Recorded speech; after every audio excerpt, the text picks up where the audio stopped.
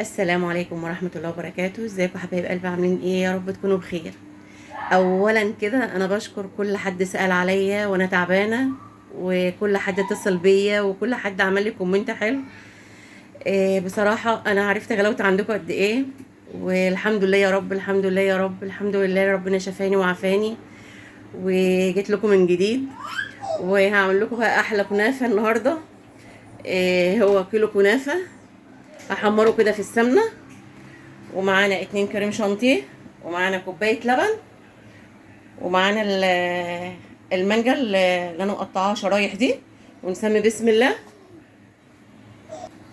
حطيت يا حبايبي اهو الظرفين الكريم شانتيه، وهننزل عليهم بكوباية اللبن،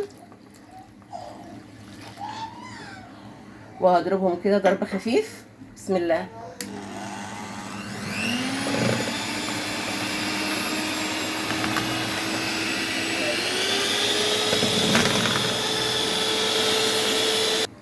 ويا حبايبي حطيت بقى ايه، يعني نص كوباية سمنة كده على الكنافة، هحمرها كده.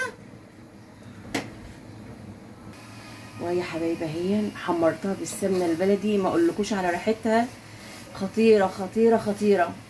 سمنة بلدي، وريحة الكنافة سمنة بلدي فظيعة فظيعة بجد. وهي حبايبي فردتها كده بقى في الصينية، ون...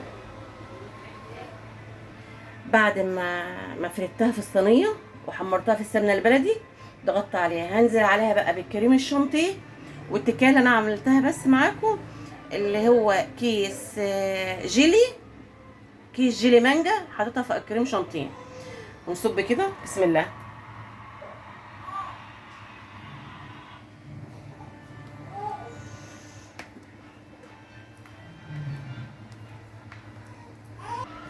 واهو يا حبايبي صبيت الكريم شانتيه مع كيس الجيلي المانجا، وبعدين بقى هحط قطع المانجا، هنزل بقى عليها كده بقطع المانجا.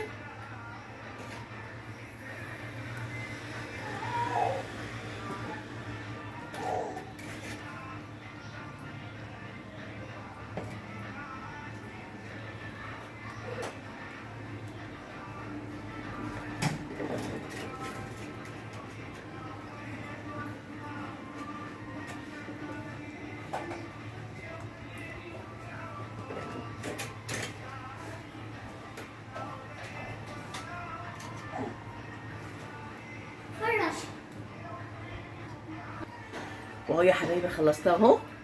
هتخش بقى التلاجة كده تبرد. وبصوا احلى كنافة بالمانجا والسمنة البلدي، تحفة تحفة تحفة تحفة. والف هنا وشفا للي اكل، والف هنا وشفا للي شاف.